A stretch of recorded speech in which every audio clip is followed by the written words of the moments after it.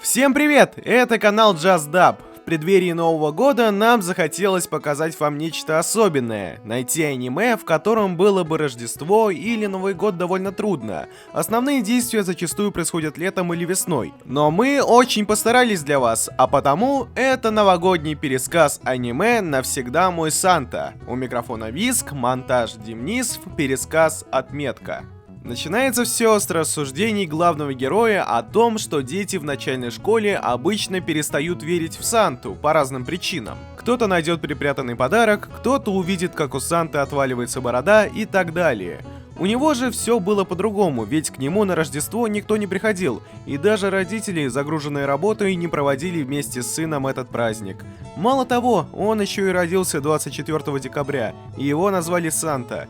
Потому парень вырос, не веря в рождественские чудеса и недолюбливая этот праздник. В очередной зимний праздник он с грустным видом думает обо всем на улице, возле главной украшенной елки. Как к нему подходит девушка и предлагает остаться с ним на всю ночь. Она аргументирует это тем, что она Санта-Клаус и должна всех осчастливить в такой день. А к нему она пришла, поскольку почувствовала, что парень несчастен. Парень пытается отвязаться от девушки и просто исследует город, однако та всюду за ним следует, пытаясь его развеселить. Вместе с ней путешествует и маленький плюшевый олень, которого зовут Педро. Девушка умеет колдовать вещи, которые созвучны со словом «Санта», а потому, к сожалению, много сделать не может. После случайной стычки с бандитами они решают зайти домой к Санте. Там девушка представляется. Ее зовут Мэй, она учится на Санта-Клауса, а потому предлагает отпраздновать не только Рождество, но и день рождения Санты, чтобы его развеселить. Однако готовить девушка не очень умеет, так что парочка выходит на балкон, чтобы полюбоваться видом.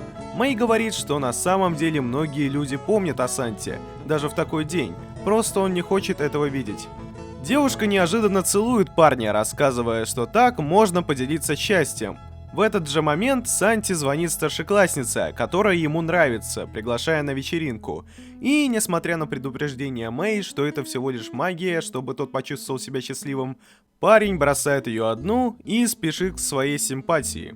Та, в свою очередь, говорит, что она ему не звонила, так как знает, что Рождество он предпочитает проводить один. Его одноклассники, которые также находятся на вечеринке, напоминают, что каждый год они праздновали вместе с Рождеством и день рождения главного героя до момента, когда он перестал приходить.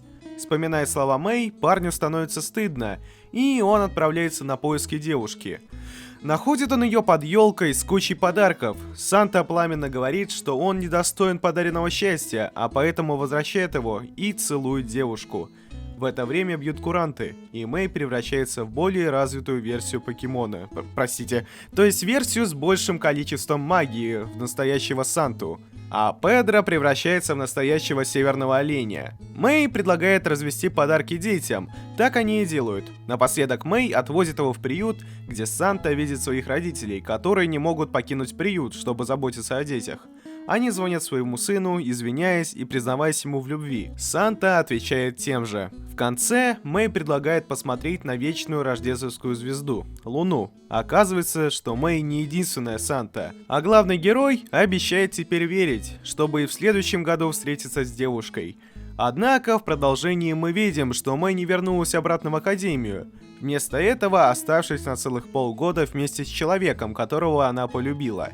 Ей было буквально страшно прощаться, так как была вероятность, что они больше друг друга никогда не увидят. Летом Академия отослала за Мэй ее лучшую подругу Ширли, которая должна была убедить девушку попрощаться и вернуться обратно в Санталяндию. Из их разговора также становится понятно, что Ширли является более одаренной ученицей и уже закончила учебу, получив лицензию. В то время как Мэй отстающая и все еще продолжает учиться. Ширли предупреждает, что Мэй должна вернуться назад в академию не позже следующего Рождества, и более того, она готова помочь подруге. Однако девушка не может решиться на подобный шаг. Проходит лето и осень, жизнь Мэй и Санта наполнена радостными моментами, а жизнь Ширли наполнена переживаниями о том, что девушка до сих пор не поговорила со своим возлюбленным. На протяжении всего времени она будет пытаться оставить их наедине, чтобы разговор состоялся, но этого все не происходило. Наступает день Рождества. Ширли бронирует ресторан, развлечения и другие вещи для идеального свидания. Однако времени остается совсем чуть-чуть. Ширли говорит подруге, что уверена, что Санта будет любить Мэй, даже если они больше никогда не увидятся, и произносит пламенную речь, которая убеждает Мэй, что нужно действовать. Девушка бежит к возлюбленному и за несколько минут до полуночи признается Санте, что ей нужно уехать.